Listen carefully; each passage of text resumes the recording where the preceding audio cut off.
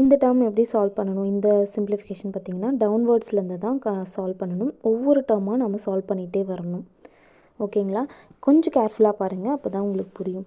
First கீழே இருக்க term மட்டும் எடுத்துக்கோங்க. 2 + 1/3. ஸோ இது கிராஸ் மல்டிபிள் பண்ணும்போது 2 × 3 6, 6 + 1 / 3. ஸோ 7/3. ஸோ இந்த ஒன் டேர்முக்கு மட்டும் 7/3ன்னு கண்டுபிடிச்சிருக்கோம். அப்போ இங்கே என்ன இருக்குது? 1 + 2 / 7/3ன்னு இருக்கா? இந்த டேர்முக்கு பதிலாக இங்கே 7/3ன்னு கண்டுபிடிச்சிருக்கோம். ஒரு டிவிஷனுக்கு கீழே ஒரு டிவிஷன் வரும்போது இங்கே கீழே இருக்கிற நம்பர் வந்து மேலே போகும். அப்போ இங்கே என்ன கிடைக்கும் பாருங்கள்? 1 + 2 × 3. இந்த 3 மேலே போனதுனால 3 / 7. இப்போ இதை மல்டிபிள் பண்ணும்போது என்ன கிடைக்கும்? 1 + 2 × 3 6 / 7. அப்போ இந்த டேர்முக்கு பதிலாக நம்ம இப்போ இதை கண்டுபிடிச்சிட்டோம்.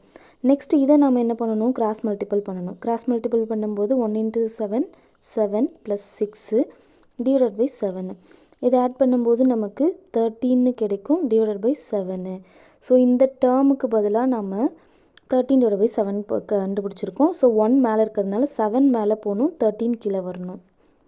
அப்போ இங்கே என்ன வரும் பாருங்கள்?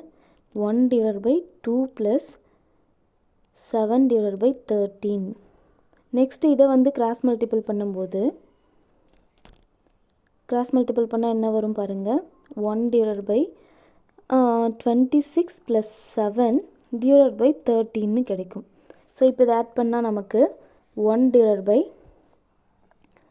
33 / 13ன்னு கிடைக்கும். ஸோ டிவிஷன் கீழே ஒரு டிவிஷன் இருக்கும்போது இந்த நம்பர் மேலே போகும். அப்போ 13 / 33. இதுதான் ஆன்சர்.